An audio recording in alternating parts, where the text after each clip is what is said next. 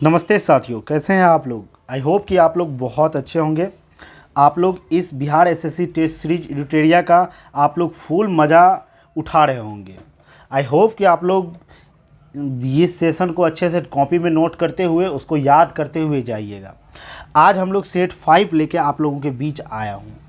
आज का सेट 5 है और जिनको भी पीडीएफ चाहिए आप सुन लो। पीडीएफ जिनको भी चाहिए वो टेलीग्राम ग्रुप चले जाइए। के द की ऑफ नॉलेज नाम लिखा हुआ है चैनल का। आप वहाँ पे से जाके आप पीडीएफ डाउनलोड कर सकते हो। टेलीग्राम पे जा सकते हो। फेसबुक पे भी आपका पीडीएफ अवेलेबल हो जाएगा, तो आप वहाँ से भी ले सकते हो। और इंस्टाग्राम पे भी जाके आप लोग ज्वाइन करके वहाँ से भी आप पीडीएफ जहाँ भी आप हो वहाँ से भी आप जाके क्या कर सकते हो, पीडीएफ ले सकते हो। तो आई होप कि आप लोगों को ये सूचना बहुत अच्छा लगेगा। और आप पीडीएफ लिखने का भी ज़रूरत नहीं है, आप पीडीएफ निकाल लो और उसको क्या करो, एक बार रिवीजन, एक बार टेस्ट दे दो, देखो कितना सही हुआ। फिर उसके बाद आके इसको आंसर को मिला लो। फिर उसके बाद क्या करो, उस पीडीएफ को रखते जाओ और उसी को रिवीजन बार बार करते जाओ। बहुत ही इंपॉर्टेंट आप लोगों के लिए होने वाला है, ठीक ना फ्रेंड्स। चलिए नेक्स्ट प्रश्न की ओर चलते हैं। पहले प्रश्न की ओर चलते हैं। आज का पहला प्रश्न देखिए क्या लिखा हुआ है। ध्यान से बारीकी से समझते हुए हर एक प्रश्न को जाना है फ्रेंड्स। देखिए क्या लिखा हुआ है। किस संस्थान के शोधकर्ताओं ने दुर्लभ धातु टेंटलम की का खोज सतलुज नदी में किया है। कह रहा है कि कोई एक धातु है जिसका नाम है टेंटलम, उसका खोज जो सतलुज नदी में है वहाँ किया गया है। वो बोल रहा है वो संस्था क्या है जो ये टेंटलम धातु का खोज किया, ये पूछा जा रहा है। आप लोग ध्यान से बारीकी से समझते हुए जाइएगा। देखिए जो भी फ्रेंड्स ऑप्शन बी मारे होंगे रोपर, ये आईटी रोपर के द्वारा ये शोध किया गया है जो कि सतलुज नदी में किया गया है। कौन से धातु का खोज किया गया है, ये टेंटलम धातु का खोज किया गया। नाम नहीं भूलिएगा, टेंटलम धातु का खोज आईटी रोपर। चलिए नेक्स्ट प्रश्न की ओर चलते हैं। नेक्स्ट प्रश्न देखिए क्या लिखा हुआ है। हमारा संविधान हमारा सम्मान अभियान का उद्घाटन 24 जनवरी 2024 को किसने किया है। तो कह रहा है कि हमारा संविधान हमारा सम्मान अभियान का उद्घाटन, बहुत ही बेहतरीन प्रश्न है, लगा लीजिएगा, इंपॉर्टेंट प्रश्न है। क्योंकि ये देखिए हम लोग उपराष्ट्रपति से संबंधित है और पूछने का संभावना 100% कोई भी एग्जाम में रहता है। जो भी फ्रेंड्स जगदीश धनखड़ को मारे होंगे ऑप्शन ए उसका बिल्कुल सही होगा कि हमारा संविधान हमारा सम्मान अभियान का उद्घाटन जगदीश धनखड़ के द्वारा 24 जनवरी 2024 को किया गया। इसके साथ ही साथ जो फ्रेंड्स इस चैनल पर नए हैं इस चैनल को सब्सक्राइब जरूर कर लें और साथ ही साथ लाइक भी करें और फ्रेंड के साथ शेयर भी कर दें। फ्रेंड्स आप ही लोग के लिए ये सारा चीज़ लेके आते हैं। और हमेशा याद रखिएगा टोटल 60 गो टेस्ट हम लेके आएंगे बिहार एडिटोरिया का, जो कि आप इसको कंप्लीट कर लीजिएगा। आई होप कि आपका एक भी जीके से क्वेश्चन छूटने वाला नहीं है, लेकिन हाँ अगर छूटने वाला भी होगा तो बहुत कम छूटेगा। आप 75 क्वेश्चन में से एग्ज़ाम हॉल में 50+ आप क्वेश्चन सही करके आओगे। आप इसको पूरा जाके देखिए, हर एक वीडियो को जाके देखिए। आपके ऊपर में आई का एक बटन नजर आ रहा होगा, उस पर क्लिक कीजिएगा। सारा का सारा आपको एडिटोरिया जितना भी टेस्ट सीरीज करवाया गया है वो सारा का सारा आपको देखने को वहाँ पे मिलेगा। आप जाके सभी क्लास को देख लीजिए। ज़्यादा मिनट का भी नहीं रहता है, 20 से 25 मिनट का ये वीडियो रहता है। आप लोग इसको तो बार बार रिविज़न भी जाके यहाँ से कर सकते हो। इसीलिए इस चैनल को आप लोग सपोर्ट जरूर कीजिए और सब्सक्राइब जाके कर लीजिए और लाइक भी कर दीजिए। एक प्यारा सा कमेंट अवश्य कीजिएगा। आपके कमेंट से मुझे मोटिवेशन मिलता है कि हम और इससे ज़्यादा कुछ कर पाएँ, ठीक ना फ्रेंड्स। चलिए नेक्स्ट प्रश्न की ओर चलते हैं। नेक्स्ट प्रश्न देखिए क्या लिखा हुआ है। हमारा ही चदुम्बी महोत्सव कहाँ मनाया गया है। पूछा जा रहा है, महोत्सव से पूछा जा रहा है, फेस्टिवल से। क्या नाम है, चदुम्बी महोत्सव कहाँ मनाया गया है। तो चदुम्बी महोत्सव है ये कहाँ मनाया गया है फ्रेंड्स, जल्दी बताइए। फटाक आप लोग आंसर करते जाइए। जो भी फ्रेंड्स असम मारे होंगे उसका बिल्कुल सही होगा।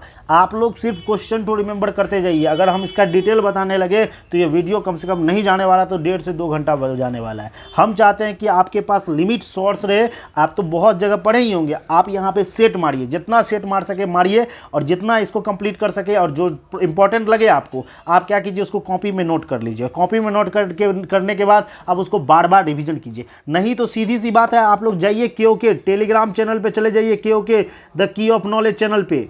आप यहाँ से PDF the key of knowledge channel से जाइए, आप यहाँ से आप पीडीएफ डाउनलोड कर सकते हैं। समझ गया ना। यहाँ से आप जाके पीडीएफ डाउनलोड कर सकते हैं, टेलीग्राम से जुड़ जाइए सब, आपको वहाँ पे सारा का सारा एडुटेरिया का पीडीएफ आपको प्रोवाइड कर दिया जाएगा। बहुत ही बेहतरीन ये प्रश्न आपके साथ लेके आता हूँ फ्रेंड्स। चलिए नेक्स्ट प्रश्न की ओर चलते हैं, और आप लोग कमेंट करके अवश्य बताइए और किस चीज़ का आपको चाहिए।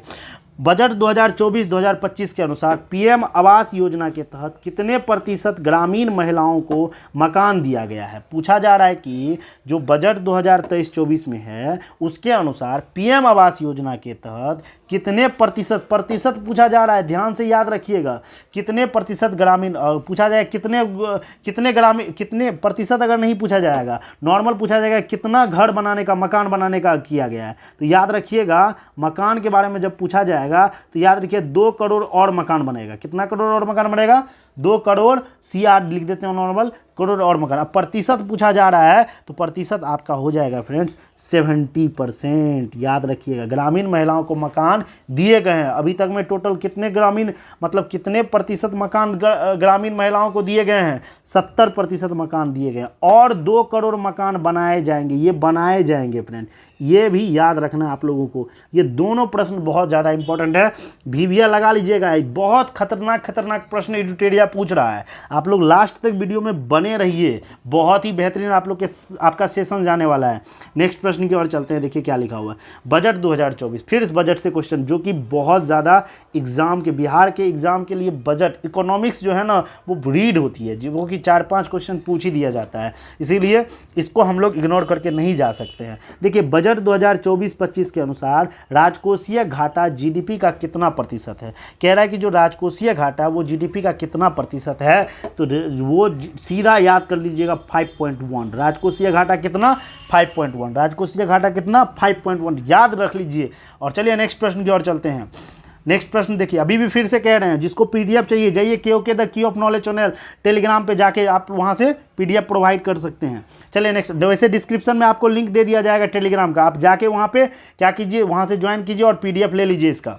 नेक्स्ट चलिए, my country my life. My country my life किसकी आत्मकथा है? तो माई कंट्री माई लाइफ जो किसकी आत्मकथा है सबको पता होना चाहिए, ये लाल कृष्ण आडवाणी की आत्मकथा है। जो भी फ्रेंड्स लाल कृष्ण आडवाणी मारे होंगे वो बिल्कुल सही है। नेक्स्ट प्रश्न की ओर चलते हैं, देखिए नेक्स्ट प्रश्न क्या कह रहा है।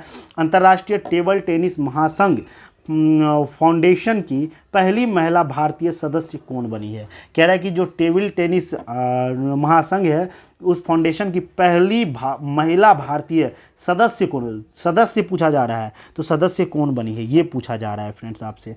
तो याद रखिएगा, इसको सीधा याद कर लीजिएगा। वीटा दानी को जो है, वीटा दानी को क्या बनाया गया है? अंतर्राष्ट्रीय टेबल टेनिस महासंघ फाउंडेशन का पहली महिला भारतीय सदस्य बनाया गया है। नेक्स्ट प्रश्न की ओर चलते हैं, देखिए नेक्स्ट प्रश्न क्या लिखा हुआ है। हाल ही में राजकुमार कोहली का निधन हो गया, वह किस क्षेत्र से संबंधित था? तो राजकुमार कोहली के बारे में पूछा जा रहा है कि राजकुमार कोहली किस क्षेत्र से संबंधित था। तो हमेशा याद रखिएगा ये फिल्म और निर्माता एवं निर्देशक से संबंधित था। ये फिल्म बनाता था, डायरेक्टर भी था, और फिल्म भी बनाता था और डायरेक्टर भी था। ऐसे याद रखिएगा, फिल्म निर्माता एवं निर्देशक राजकुमार कोहली, फिल्म निर्माता निर्देशक, सीधा ही रट जाइएगा। नेक्स्ट प्रश्न की ओर चलते हैं, देखिए क्या लिखा हुआ है। जितना भी आप लोगों को प्रश्न देते हैं आप लोग इसको रटते हुए चले जाइए भाई, बहुत बेहतरीन आप लोग का सेशन ये जा रहा है। और 60 गो आप जिस दिन 60 का 60 एडुटेरिया का ये सेट आपने देख लिया, आपको यकीन दिलाता हूँ 50+ आप स्कोर करके आओगे। किसी भी एग्ज़ाम में अगर नहीं, आप बिहार एसएससी का एग्ज़ाम देने जाओगे 75 क्वेश्चन में से आप 50 क्वेश्चन आप प्लस ही करके आओगे, उससे नीचे नहीं कराओगे। इसीलिए ध्यान से लास्ट तक वीडियो को जरूर देखें। नेक्स्ट प्रश्न की ओर चलते हैं। सूचना प्रौद्योगिकी के क्षेत्र में सहयोग के लिए भारत ने किस देश के साथ समझौता किया है? तो सूचना प्रौद्योगिकी के बारे में बोल रहा है, तो किस देश के साथ समझौता किया ये पूछा जा रहा है। तो जो भी फ्रेंड्स ओमान मारे होंगे उसका बिल्कुल सही है, ए आंसर आपका बिल्कुल सही है। नेक्स्ट प्रश्न की ओर चलते हैं। नेक्स्ट प्रश्न देखिए, हाल ही में आदि वस्त्र को जीआई टैग प्राप्त हुआ है, वह किस राज्य से संबंधित है? आदि वस्त्र को जीआई टैग प्राप्त हुआ है, वो किस राज्य से संबंधित है? सीधा औ से आदि, औ से अरुणाचल प्रदेश। याद रखिएगा, अरुणाचल प्रदेश प्रदेश आदि वस्त से संबंधित है। जो भी फ्रेंड्स सी मारे होंगे ऑप्शन अरुणाचल प्रदेश, वो बिल्कुल सही होगा। आप लोग भी मन में बनाते जाइए, जो भी आ रहा है प्रश्न आप बनाते जाइए, और जो नहीं आ रहा है उसको सीधा रटते जाइए यहीं पे, और जाके PDF ले लीजिएगा। चलिए, 3D तकनीकी से निर्मित भारत का पहला डाकघर कहाँ स्थित है? कह रहा है 3D तकनीकी से स्थित भारत का पहला डाकघर, तो याद रखिएगा वो कहाँ है? बेंगलुरु में स्थित है। ऑप्शन सी आपका बिल्कुल सही आंसर होगा। नेक्स्ट प्रश्न की ओर चलते हैं, क्या लिखा हुआ है? अरेबिका रोबस्टा, याद रखिए अरेबिका रोबस्टा किसकी किस्में हैं? तो अरेबिका रोबस्टा जो है वो कॉफ़ी की किस्में हैं। सीधा याद रखिएगा, अरेबिका और रोबस्टा दोनों कॉफ़ी की किस्में हैं, ना कि चाय और कपास की। ये ओनली फॉर कॉफ़ी की किस्में हैं। सी आपका बिल्कुल सही आंसर होगा। नेक्स्ट प्रश्न की ओर चलते हैं। नेक्स्ट देखिए क्या लिखा हुआ है? निम्नलिखित में से ब्रह्मपुत्रा की सहायक नदी, ब्रह्मपुत्रा की सहायक नदी नहीं है। ध्यान से देख लीजिए, ब्रह्मपुत्रा की सहायक नदी नहीं है, ये पूछा जा रहा है आपसे। तो ब्रह्मपुत्रा की सहायक नदी पूछा जा रहा है, तो याद रखिएगा सभी के सभी ब्रह्मपुत्रा के क्या है? सहायक नदी है। मानस भी सहायक नदी है, धनसिधि भी सहायक नदी है, और सुबनसिरी भी सहायक नदी है। और इसका आंसर हो जाएगा आपका ऑप्शन डी। इसमें से कोई जो है सहायक नदी नहीं है, बिल्कुल सबके सब सहायक नदी है। इसीलिए आपका आंसर क्या हो गया? Option D. आप लोग जाके नदी के बारे में खासकर पढ़ लीजिएगा, एक तरफ से क्वेश्चन पूछा जा रहा है। देखिए, हम आप लोग को इसलिए नहीं बताते क्योंकि जब तक आप खुद से रिसर्च नहीं करोगे ना, उस टॉपिक पे आपको पकड़ नहीं बनेगा। अगर हम बता दिए, यहाँ पे मान लीजिए 2 टॉपिक हम बता दिए, आपको बस टॉपिक हम देते जाएंगे क्वेश्चन में, आप लोग इसको जाके कर लीजिए, तो आप लोग उसको जाके कर ही लेना है। नदी को कंप्लीट कर लीजिए, तो नदी को जाके कंप्लीट कर लीजिए, कि आने वाला दूसरा एग्जाम में आपको वो उस चैप्टर से, उस नदी के वाले टॉपिक से आपको प्रॉब्लम नहीं होना चाहिए। जो टॉपिक यहाँ पे बता रहे हैं, जाके नदी आज कंप्लीट कर लीजिएगा, आप पूरा का पूरा नदी कंप्लीट कर लीजिएगा। नेक्स्ट प्रश्न की ओर चलते हैं। देखिए क्या लिखा हुआ है? निम्नलिखित में से कौन वायु जनित रोग है? अब रोग के बारे में पूछ रहा है, तो आप रोग को भी जाके पढ़ लीजिएगा। समझ गए ना?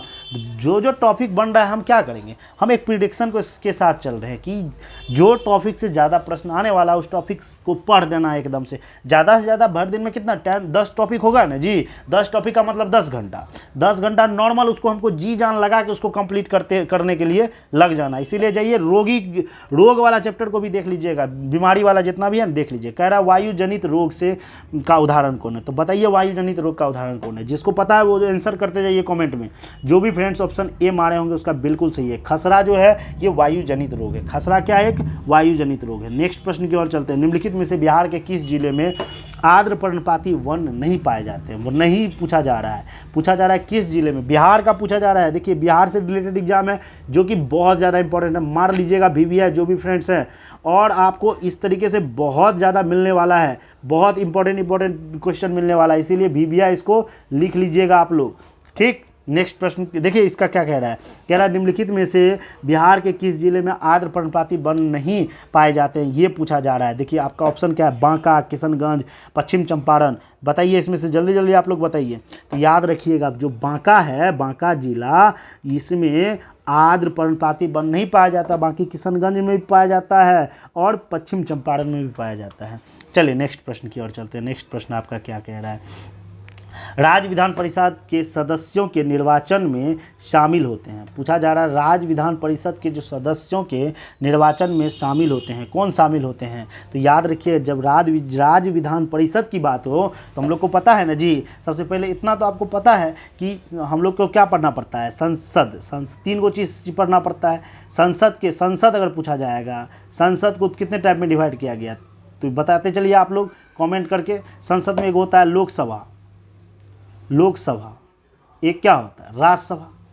होता है कि नहीं होता? उसी तरीके से जो हम लोग राज्य के संसद की बात करें, तो राज्य की संसद की बात करें, इसमें क्या होता है? 2 टाइप होता है। एक होता है विधानसभा, एक विधानसभा, और दूसरा क्या होता है? विधान परिषद। ये सब चीज़ आप लोग को होना चाहिए। आप लोग जाइए इस टॉपिक को पढ़ लीजिएगा। विधान परिषद, समझ गए ना? परिषद जो आप यहाँ पे देखने को मिल रहा है, कह रहा है विधान परिषद में मतलब कह रहा है निर्वाचन में शामिल होता है। पूछा जा रहा है कि विधान परिषद में जो निर्वाचन में शामिल होता है, कौन होता है शामिल? तो याद रखिएगा, माध्यमिक शिक्षक जो है इसमें शामिल होता है। ऑप्शन बी आपका बिल्कुल सही आंसर होगा। समझ गए ना फ्रेंड्स? चलिए नेक्स्ट प्रश्न की ओर चलते हैं। नेक्स्ट प्रश्न देखिए क्या लिखा हुआ है। कह रहा है भारतीय संविधान के अनुच्छेद 388 किससे संबंधित है। 388 पूछा जा रहा है किससे संबंधित है, तो 388 नहीं 338 पूछा जा रहा है कि ये अनुच्छेद 338 जो है ये किससे संबंधित है, ये पूछा जा रहा है। तो आप लोग जल्दी जल्दी कमेंट करके बताइए 338 किससे संबंधित है। याद रखिएगा ये किससे संबंधित है, राज्य अनुसूचित जाति आयोग से संबंधित है। ऑप्शन ए आपका बिल्कुल सही आंसर होगा। नेक्स्ट प्रश्न की ओर चलते हैं, देखिए क्या लिखा हुआ है। राष्ट्रपति द्वारा कला, साहित्य, खेल आदि क्षेत्रों में 12 व्यक्तियों को मनोनयन संबंधित प्रावधान किस देश के संविधान से लिया गया है। पूछा जा रहा है कि जो राष्ट्रपति के द्वारा जो 12 व्यक्ति को मनोनीत किया जाता है वो मतलब कहाँ से लिया गया है, ये किस देश से लिया गया है, तो यही पूछा जा रहा है। तो जो भी फ्रेंड्स आयरलैंड मारे होंगे, जो 12 को सदस्य को मनोनीत करता है वो कहाँ से लिया गया है, किस देश से लिया गया है ये रूल, तो ये लिया गया है आयरलैंड से लिया गया। ऑप्शन ए आपका बिल्कुल सही आंसर होगा। जो भी फ्रेंड्स ऑप्शन ए मारे होंगे वो बिल्कुल सही है। सबसे पहले एक और टॉपिक आप लोग को देंगे कि आप लोग इस टॉपिक को भी जाके एक बार देख लीजिएगा कि किस देश से क्या चीज़ लिया गया। इस टॉपिक को जाके आप लोग देख लीजिएगा। ये टॉपिक आप लोग का है तो आप लोग जाके देख लीजिएगा, समझ गए ना। तो क्या है, किस देश से किसको लिया गया है, समझ गए ना, किस देश से किसे लिया गया है, इसको जाके आप लोग क्या कीजिएगा, देख लीजिएगा। चलिए नेक्स्ट प्रश्न की ओर चलते हैं। नेक्स्ट प्रश्न देखिए क्या है, निम्नलिखित में से कौन से युग्म सही नहीं है। देखिए क्वेश्चन कह रहा है सही नहीं है, ये पूछा जा रहा है। तो सही नहीं है वाला चुनिएगा। राज्यसभा की संरचना बिल्कुल 80 है, लोकसभा की संरचना 81 है, भारत का महानी आबादी 76, ये भी बिल्कुल सही है। राष्ट्रपति का पद 52 नहीं होता है, याद रखिएगा। राष्ट्रपति का पद 56 नहीं होता है, राष्ट्रपति का पद 52 होता है। आप लोग को ये भी याद रहना चाहिए।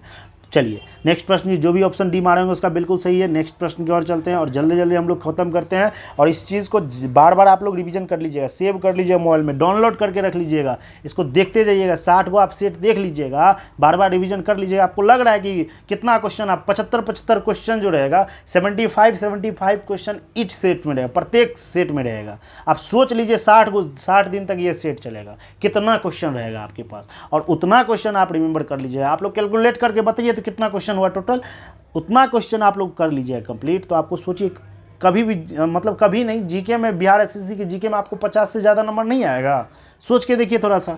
इसीलिए आप लोग लास्ट तक वीडियो में जरूर बने रहे।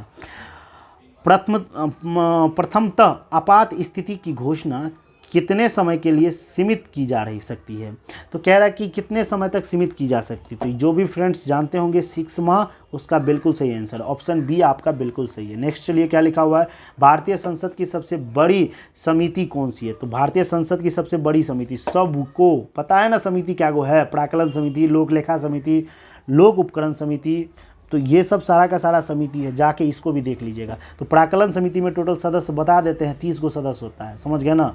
तो आप लोग देख लीजिएगा कितना टोटल सदस्य होता है, लोक लेखा में कितना सदस्य होता है। अगर हम अभी बता देंगे तो आप सर्च नहीं कीजिएगा, टॉपिक लिखते जाइए आप पेज पे और इसको जाके कंप्लीट करते जाइएगा आप लोग। चलिए नहीं तो एक बार हम क्या करेंगे, पॉलिटी पे एक बेहतरीन वीडियो एक क्वेश्चन सेट लेके आ जाएंगे आप लोगों के बीच बहुत जल्दी। आप लोग के बीच अभी कुछ दिन के बाद आप लोग को ज्योग्राफी का बहुत बेहतरीन सेट मिलने वाला है, आप लोग उसको भी जाके देख लीजिए। और आप डिस्क्रिप्शन में ये भी दिया गया है मॉडर्न हिस्ट्री के एनसीईआरटी से रिलेटेड, क्योंकि हर एक एग्जाम अब एनसीईआरटी बेस हो गया है, एनसीईआरटी से रिलेटेड बहुत सारे प्रश्न करवाए गए हैं। आप उसको जाके आराम से क्या कीजिए, एक बार 2 बार देख लीजिएगा। आई होप कि आपको मॉडर्न हिस्ट्री, एनिसेंट हिस्ट्री और एक मेडिएवल हिस्ट्री, ये तीनों से आपका क्वेश्चन नहीं छूटने वाला है, बता दिया गया है। और जो भी करंट अफेयर नहीं देखे हैं, 812 करंट अफेयर का भी लिंक डिस्क्रिप्शन में दे दिया गया, आप लोग जाके देख लीजिए।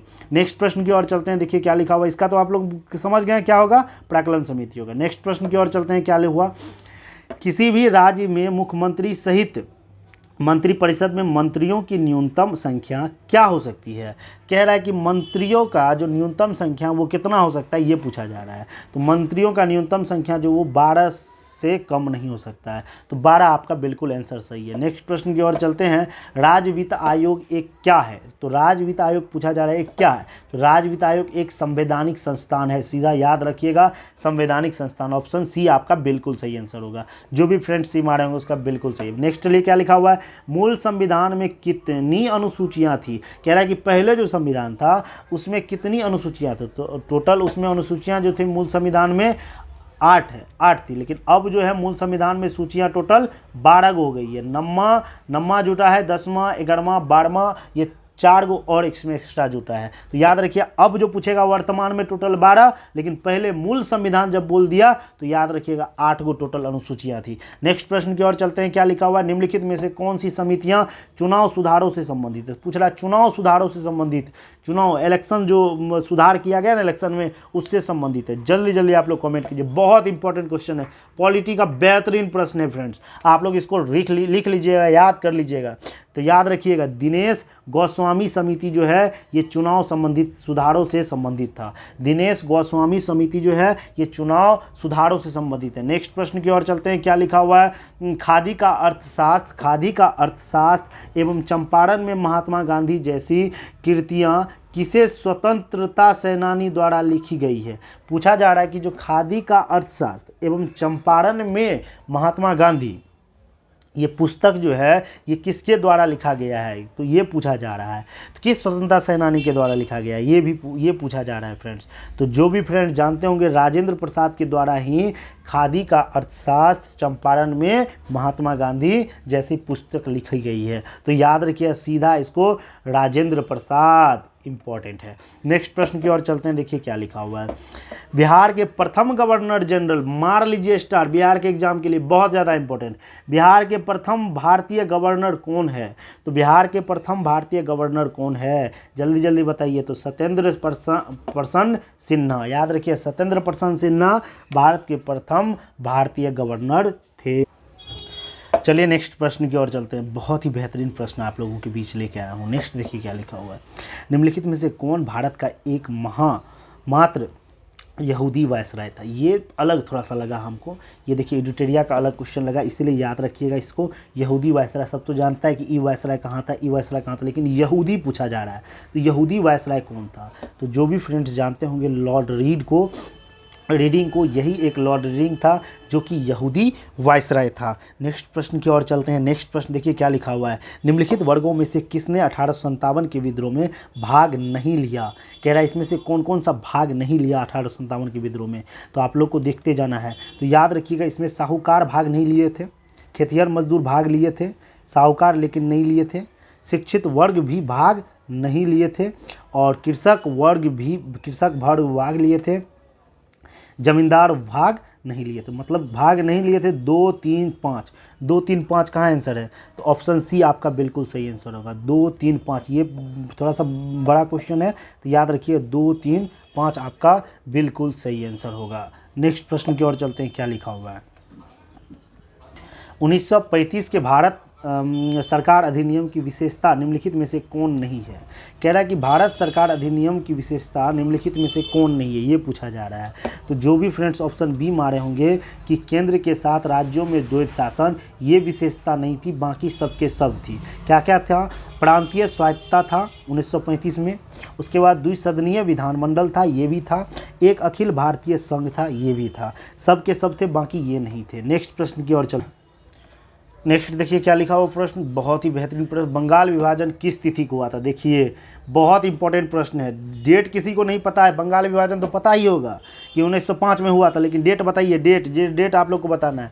याद रखिए ये एनसीईआरटी से रिलेटेड है। 16 अक्टूबर 1905 ईस्वी को बंगाल विभाजन का डेट था, वो बंगाल विभाजन इसी दिन हुआ था। नेक्स्ट प्रश्न की ओर चलते हैं। क्या लिखा हुआ है? महात्मा गांधी ने सर्वप्रथम कांग्रेस के किस अधिवेशन में भाग लिया था? कह रहा है जो महात्मा गांधी थे सर्वप्रथम कांग्रेस के किस अधिवेशन में भाग लिए थे?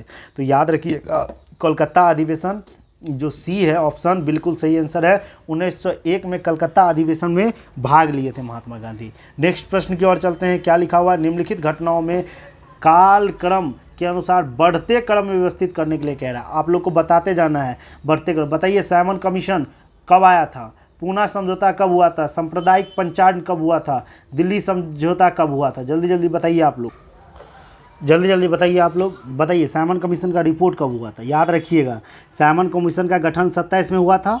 ये भी डेट आप लोग को बताते जाते हैं। 27 में गठन हुआ, पूरा तो नहीं लिख जाएंगे। 27 में गठन हुआ। भारत आया कब? 1928 में भारत आया। रिपोर्ट कब पेश किया? 1930 में जाके रिपोर्ट पेश किया था साइमन कमीशन ने।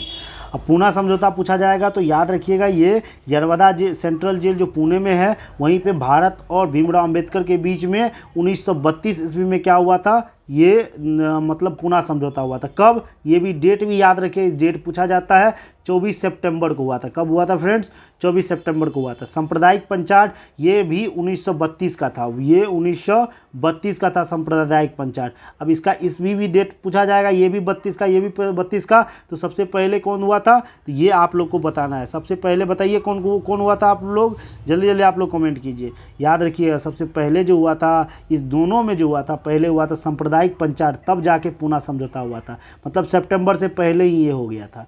नेक्स्ट जुलाई याद रखिएगा, जुलाई में आया हुआ था ये, जुलाई में।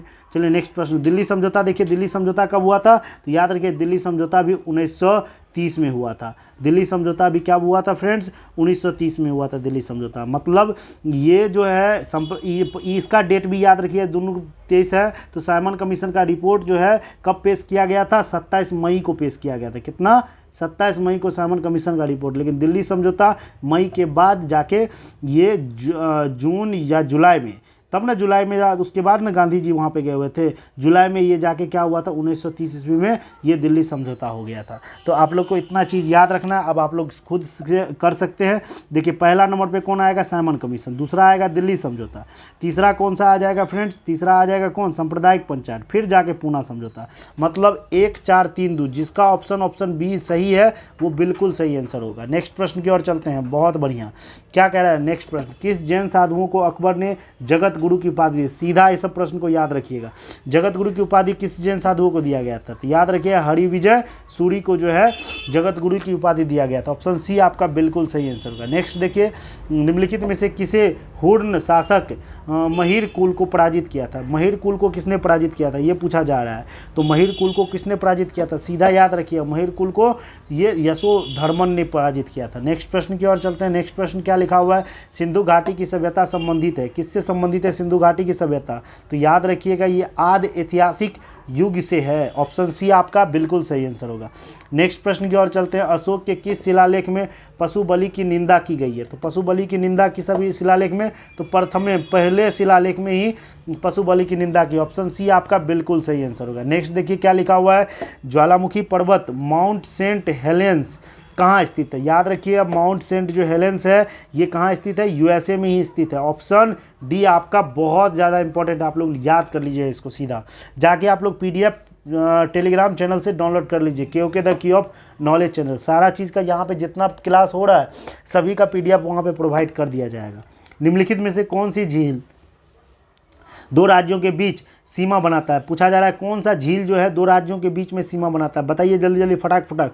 जो पूरे बढ़िया से जानते होंगे वो बहुत अच्छे से जानते हो। पुलिकट जो झील है ये दो राज्यों के बीच में सीमा बनाता है। किस किस राज्यों के बीच, आंध्र प्रदेश और तमिलनाडु के बीच में। याद रखिएगा ये चीज़। ऑप्शन डी आपका बिल्कुल सही आंसर होगा। नेक्स्ट प्रश्न की ओर चलते हैं। क्या लिखा हुआ है, दिए गए विकल्पों में कौन सा देश भू अवेष्टता नहीं है, भू अवेष्टता नहीं है ये पूछा जा रहा है। तो कौन भू अवेष्टता का मतलब क्या, लैंडलॉक कंट्री ने, लैंडलॉक कहे तो मतलब क्या, मतलब वो पानी उससे उसके लैंड से सटा, जैसे भारत के नीचे से पानी मतलब समुद्र सटा हुआ है ना, तो इससे समुद्र सटा नहीं है ये पूछा जा रहा है। भू अवेष्टता नहीं है ये पूछा जा रहा है यहाँ पे।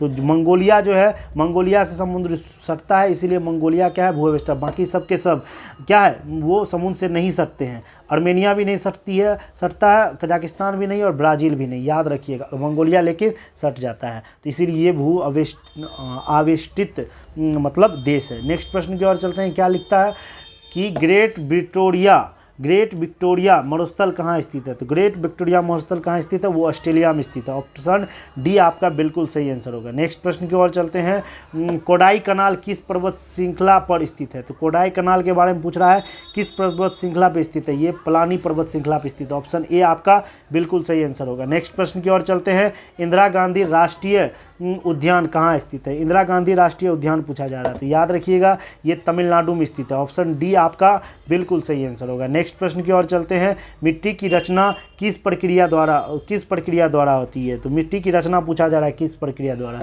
तो मिट्टी में निक्षेपण भी होता है, अपक्षय भी होता है और अपर्दन की वजह से मिट्टी का निर्माण होता है। मतलब ऑप्शन डी आपका बिल्कुल सही आंसर हो जाएगा। नेक्स्ट प्रश्न की ओर चलते हैं। भारतीय थल सेना के दक्षिण पश्चिम कमांड के मुख्यालय कहाँ है, तो तो दक्षिण पश्चिम कमान का मुख्यालय कहाँ है? तो याद रखिएगा ऑप्शन सी जयपुर में दक्षिण पश्चिम कमांड का मुख्यालय है। ऑप्शन सी आपका बिल्कुल सही आंसर होगा। नेक्स्ट देखिए, राष्ट्रीय उपभोक्ता दिवस कब मनाया जाता है? तो राष्ट्रीय उपभोक्ता दिवस पूछा जा रहा है, तो राष्ट्रीय उपभोक्ता दिवस 24 दिसंबर को मनाया जाता है। ऑप्शन डी आपका बिल्कुल सही आंसर होगा। नेक्स्ट प्रश्न की ओर चलते हैं, क्या लिखा हुआ है? योकोहामा रणनीति निम्नलिखित में से किससे संबंधित है? योकोहामा रणनीति निम्नलिखित में से किससे संबंधित है? योकोहामा, तो याद रखिए ये आपदा प्रबंधन से संबंधित है। ऑप्शन सी आपका बिल्कुल सही है, रट जाइएगा ये सब प्रश्न को, योकोहामा रणनीति आपदा प्रबंधन। नेक्स्ट प्रश्न की ओर चलते हैं, क्या लिखा हुआ है? वे कौन से विशेष प्रकार के भौतिक और तटीय पारिस्थितिकी तंत्र है जिसे यूनेस्को के मानव और जीव मंडल प्रोग्राम के अंतर्गत मान्यता प्राप्त है? बताइए जल्दी से। तो याद रखिएगा जीव मंडल आरक्षित क्षेत्र को ही यूनेस्को के द्वारा क्या है? मान्यता प्राप्त है। याद, ऑप्शन ए आपका बिल्कुल सही आंसर होगा। घबराना नहीं है बड़ा प्रश्न देख के, इसलिए बारीकी से इसको पढ़िएगा, एकदम समझ जाइएगा। नेक्स्ट प्रश्न की ओर चलते हैं। नेक्स्ट प्रश्न देखिए आपका क्या लिखा हुआ है? पंचायत बांध पूछा जा रहा है। पंचायत बांध किस नदी पर बनाया गया है? तो पंचायत बांध किस नदी पे बनाया गया है? तो दामोदर नदी पे बनाया गया। आप लोग को कमेंट करके बताना है दामोदर नदी किस राज्य में है, किस राज्य में, आप लोग सर्च करके बताइए, कैसे भी बताइए, जल्दी से बताइए दामोदर नदी किस राज्य में है। कमेंट कीजिए जल्दी जल्दी, सबका कमेंट हम देख रहे हैं। नेक्स्ट प्रश्न की ओर चलते हैं, क्या लिखा हुआ है?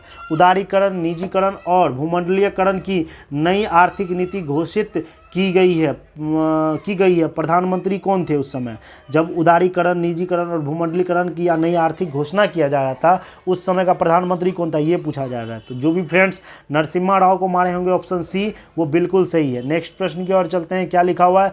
यदि पदार्थ का चुंबकीय संवेग शून्य है तो पदार्थ है, तो पदार्थ का कह रहा है चुंबकीय संवेग जब शून्य हो जाएगा तो पदार्थ क्या हो जाएगा? प्रतिचुंबकीय हो जाएगा, प्रतिचुंबकीय हो जाएगा, अनुचुंबकीय नहीं हो सकता है क्योंकि उसका आवेग संवेग क्या हो गया? शून्य हो गया, इसीलिए वो क्या हो गया? प्रतिचुंबकीय हो गया, चुंबक रही विहीन जिसको कहते हैं। नेक्स्ट प्रश्न की ओर चलते हैं, किस स्थान पर पृथ्वी के चुंबकीय क्षेत्र की दिशा होती है? तो पृथ्वी की चुंबकीय क्षेत्र की जो दिशा होती है वो किस क्षेत्र में होती है? तो याद रखिएगा ऑप्शन डी चुंबकीय दक्षिण से उत्तर की ओर जो होता है इसका दिशा होता है। ऐसा देखिए हम लोग पढ़े हैं ना कि नॉर्थ साउथ होता है ऐसे करके, ये तो ईस्ट वेस्ट हो गया, नॉर्थ साउथ। चुंबकीय ऐसे एक रहता है ये, तो याद रखिए ऊपर वाला नॉर्थ होता है, ऊपर वाला साउथ होता है। दिशा जब पूछा जाएगा तो दक्षिण से ऐसे करके दक्षिण से उत्तर की ओर जाता है, ये दिशा होता है चुंबकीय क्षेत्र की। चलिए नेक्स्ट प्रश्न की ओर चलते हैं, क्या लिखा हुआ है? टेस्ला इकाई है। टेस्ला किसका इकाई है? टेस्ला जो है ये किसका इकाई है? सीधा याद रखिए चुंबकीय क्षेत्र का इकाई टेस्ला है। विद्युतीय क्षेत्र का एम्पियर हो जाएगा, विद्युत क्षेत्रीय का क्या हो जाएगा? एम्पियर हो जाएगा। विद्युत प्रवाह का आमीटर हो जाएगा। चुंबकीय प्रवाह का, तो आप लोग कमेंट करना है चुंबकीय प्रवाह का क्या हो जाएगा। नेक्स्ट प्रश्न की ओर चलते हैं, क्या लिखा हुआ है? एमआरआई मशीन में इसमें से किसका उपयोग होता है पूछा जा रहा है। तो एमआरआई मशीन में किसका उपयोग होता है?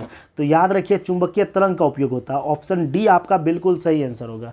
नेक्स्ट प्रश्न की ओर चलते हैं, निम्नलिखित में से किसकी भेदन क्षमता सबसे अधिक होती है? भेदन क्षमता पूछा जा रहा है किसकी अधिक होती है? तो याद रखिए गामा किरण की भेदन क्षमता सबसे अधिक होती है। ऑप्शन बी आपका बिल्कुल सही आंसर होगा। नेक्स्ट प्रश्न की ओर चलते हैं, निम्नलिखित में से किसका नाभिकीय ईंधन के रूप में प्रयोग नहीं किया जाता है? तो नाभिकीय ईंधन के रूप में प्रयोग किसका नहीं किया जाता है? याद रखिएगा हीलियम का प्रयोग नाभिकीय ईंधन के रूप में, बाकी सबका सब किया जाए। यूरेनियम भी किया जाता है, थोरियम भी, प्लूटोनियम भी, ये नाभिकीय ईंधन के रूप में किया जाता है। हीलियम तो किया ही नहीं जाता है। नेक्स्ट प्रश्न की ओर चलते हैं, क्या लिखा हुआ है? कोशिका में किसकी मात्रा 80 से अधिक है? 80% से अधिक है कोशिका के अंदर कह रहा है। तो आप लोग को पता ही होगा 80 से अधिक किसका होगा? जल का होगा। ऑप्शन डी आपका बिल्कुल सही आंसर है। सीधा रट जाइए, छोटका छोटका प्रश्न ही क्या करता है? गलती करवाता है एग्जाम में। नेक्स्ट प्रश्न की ओर चलते हैं, क्या लिखा हुआ है? निम्नलिखित में से किसके द्वारा पेंसिलिन का उत्पादन संभव है? तो किसके द्वारा पेंसिलिन का उत्पादन संभव है ये पूछा जा रहा है। ये नहीं कह रहा पेंसिलिन का खोज किसने किया था, ये कह रहा है पेंसिलिन का जो उत्पादन है किसके द्वारा संभव है? तो याद रखिए फफूंदी के द्वारा। याद रखिए ऑप्शन सी फफूंदी के द्वारा। आप लोग को कमेंट करना है कि पेंसिलिन का खोज किसने किया था, ये आप लोगों को कमेंट करना है। खोज किसने किया था? कमेंट करके जल्दी जल्दी बताइए, जो बाद में देख रहे हैं वो भी बताइए, जो अभी देख रहे हैं वो भी बताइए। नेक्स्ट प्रश्न की ओर चलते हैं, क्या लिखा हुआ, हवाई जहाज के ब्लैक बॉक्स का रंग होता है, बताइए। ये नारंगी रंग का होता है। देखे थे ना वो जो विपिन रावत साहब जो मरे हुए थे, उसका जो ब्लैक बॉक्स बोला था कि ब्लैक बॉक्स से पता चलेगा कैसे मरा कैसे मरा, तो यही नीला रंग का उसका ब्लैक बॉक्स होता है, याद रखिएगा इस सब चीज़ को। नेक्स्ट प्रश्न की ओर चलते हैं,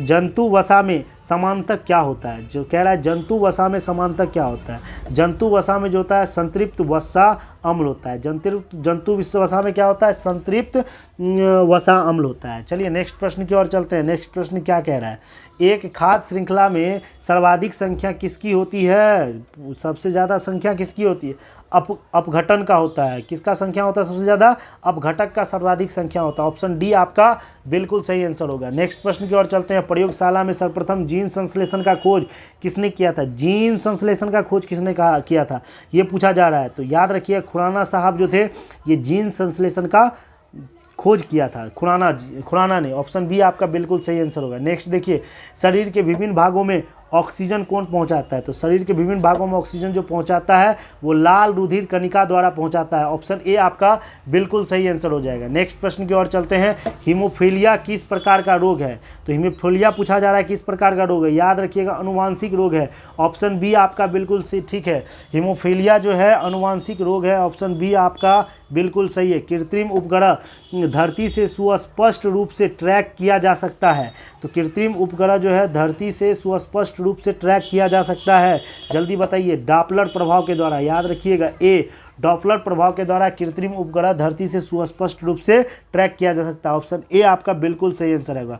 नेक्स्ट देखिए, शरीर का ताप नियंत्रण केंद्र कहाँ स्थित है, तो शरीर का ताप नियंत्रण केंद्र सीधा का सीधा याद रखिएगा हाइपोथैलेमस में स्थित है। ऑप्शन ए आपका बिल्कुल सही आंसर होगा। नेक्स्ट प्रश्न की ओर चलते हैं, क्या लिखा हुआ, वह कौन सा ग्रह है जिसके चारों ओर सल्फ्यूरिक अम्ल, बहुत ज़्यादा इंपॉर्टेंट प्रश्न, जिसको भी इसका आंसर पता है फटाक कमेंट में दीजिए। मेरे आंसर बोलने से पहले आप लोग आंसर कीजिए, बहुत ज़्यादा इंपॉर्टेंट प्रश्न है। क्या लिखा हुआ है, वह कौन सा ग्रह है जिसके चारों ओर सल्फ्यूरिक अम्ल है, कमेंट कीजिए आप लोग। तो याद रखिएगा वो ग्रह कौन सा है, तो शुक्र ग्रह है। ऑप्शन बी आपका बिल्कुल सही आंसर हो जाएगा। नेक्स्ट प्रश्न की ओर चलते हैं, क्या लिखा हुआ है, किस युग्मों में भौतिक राशि के समान विमीय सूत्र नहीं है, बताइए। इसमें से कह रहा है कि एक समान जो विमीय सूत्र किसका नहीं है, सीधा याद कर लीजिएगा, बल और दाब का तो एक समान, क्योंकि इसका न्यूटन हो जाता है, इसका न्यूटन प्रति मिनट या प्रति सेकेंड कह सकते हैं, प्रति सेकेंड हो जाता है, इसीलिए इस दोनों का समान नहीं है। बाकी कार्य और ऊर्जा का भी समान है, आवेग और संवेग का भी समान है, भार और बल का भी भार का भी न्यूटन और बल का भी न्यूटन हो जाता है, आवेग और संवेग का भी समान है, इसीलिए बल एवं दाब का समान नहीं। ऑप्शन ए आपका बिल्कुल सही आंसर होगा। नेक्स्ट देखिए क्या लिखा हुआ है, तूतिया या नीला तोता, सीधा याद रखिए तूतिया या नीला जब ये नजर आए तो याद रखिए कॉपर। अब सी यू किस में है, तो याद रखिए बी वाला में देख लीजिए खटाक से, ऑप्शन बी आप लोग मार दीजिए। CuSO4 5H2O ये नीला थोथा होता है। नीला थोथा कौन होता है, CuSO4 5H2O। 69 आपका हो गया, 69 का। अब बहुत ही कम प्रश्न है, जल्दी 75 लास्ट तक आप लोग बने रहिए, बहुत ज़्यादा इंपॉर्टेंट है। इसमें से किस रोग में प्रतिरक्षा प्रणाली कम प्रभावित या नहीं होती है, तो बताइए जल्दी जल्दी फटाक से। परीक्षा पर तो याद रखें इन्फ्लुएंजा में जो है ये प्रतिरक्षा प्रणाली कम प्रभावित होता है, याद रखिए इतना चीज़। इन्फ्लुएंजा अगर किसी को हो जाए तो उसमें, बाकी एड्स में क्या होता है, प्रतिरक्षा का मतलब क्या होता है, एंटी कहते हैं ना कि एंटीवायरस जब आएगा तो एंटीबायोटिक उसको मारेगा जाके, तो वही होता है। तो याद रखिए एड्स की वजह से प्रतिरक्षा प्रणाली पर प्रभाव पड़ता है, पोलियो में भी, हाइड्रोफोबिया में भी। नेक्स्ट प्रश्न की ओर चलते हैं, क्या लिखा हुआ, किस ब्लड समूह वालों में एंटीजन प्रतिजनन अनुपस्थित रहता है, कह रहा है कि एंटीजन रहबे न करता है किस ब्लड में, तो याद रखिए ओ वाला में जो है, ओ जो है सर्वदाता इसको कहा जाता है, इसमें एंटीजन नहीं रहता, एंटीजन अनुपस्थित रहता है। आंसर इस लोग को याद रट जाइएगा सीधा। नेक्स्ट प्रश्न की ओर चलते हैं। नेक्स्ट देखिए प्रश्न क्या कह रहा है कि किस साइंटिस्ट ने माइटोकॉन्ड्रिया का नामकरण किया था, तो माइटोकॉन्ड्रिया का नामकरण किसने किया था, तो याद रखिएगा कार्ल एवं बेंद बेंदा ने, ये सब बहुत ज़्यादा इंपॉर्टेंट है। कार्ल और एवं बेंदा ने क्या किया था, माइटोकॉन्ड्रिया का नामकरण किया था। ऑप्शन सी आपका बिल्कुल सही आंसर होगा। नेक्स्ट देखिए, सोडियम एसीटेट को सोडा लाइम के साथ गर्म करने पर गैस उत्पन्न होता है। तो सोडियम एसीटेट को सोडा लाइम के साथ गर्म करने पर गैस उत्पन्न होता है, तो वो गैस कौन सा है? तो याद रखिए ऑप्शन सी, वो मीथेन गैस है, जो कि मीथेन गैस उत्पन्न होता है। ऑप्शन सी आपका बिल्कुल सही आंसर होगा। नेक्स्ट देखिए क्या कह रहा है, इसमें से अल्युमिनियम का अयस्क है। तो अल्युमिनियम का अयस्क कौन है? तो याद रखिए बॉक्साइट भी अल्युमिनियम का अयस्क है, क्रायोलाइट भी अल्युमिनियम का अयस्क है, कोरंडम भी एल्युमिनियम का अयस्क है। बाकी सब के सब मतलब ऑप्शन डी आपका बिल्कुल सही आंसर हो जाएगा। नेक्स्ट प्रश्न की ओर चलते हैं, क्या लिखा हुआ है। और आज का लास्ट प्रश्न देखिए, कह रहा है लाल रक्त कणिकाओं का जीवन काल कितना होता है? आप लोग इसका कमेंट करके बताइए, इसको हम नहीं बताएंगे। आप लोग जो भी जहाँ से सर्च हो, जिसको आता है वो भी कमेंट कीजिए, जिसको नहीं आता वो भी सर्च करके कमेंट करके बताइए। पूरा एनालिसिस करके आप लोग इसका आंसर बताइएगा। इसका आंसर हमको जानना है। आप लोग आंसर कीजिए कि लाल रक्त कणिका का जीवन काल कितना होता है, आप लोग कमेंट करके ज़रूर बताइए। और जो भी फ्रेंड्स इस चैनल पे नए हैं, इस चैनल को जाके लाइक कर दे और अपने फ्रेंडों के साथ शेयर कर दे, और साथ ही साथ सब्सक्राइब करना ना भूले, क्योंकि आपके लिए हम 60 दिन का बिहार एसएससी का टेस्ट सीरीज लाए हैं। आप लोग अगर एक बार भी इसको देख लीजिएगा तो आप लोग के लिए बहुत ज़्यादा फ़ायदामंद होगा। और साथ ही साथ आप लोग इसका पीडीएफ जाके क्योंकि the key of knowledge channel Telegram group है, जो कि आपको डिस्क्रिप्शन में टेलीग्राम ग्रुप का लिंक दे दिया जाएगा। आप लोग वहाँ से जाके इसका पीडीएफ ईजिली डाउनलोड कर सकते हैं, और उसको उसमें टिक लगा के आके यहाँ पे वीडियो देख लीजिए, उसमें सही वाला टिक लगा दीजिए और उसको रट जाइए, घोर के पी जाइए, जैसे भी करना है आपको। चलिए मिलते हैं नेक्स्ट वीडियो में। आज के लिए इतना ही। जय हिंद, जय भारत।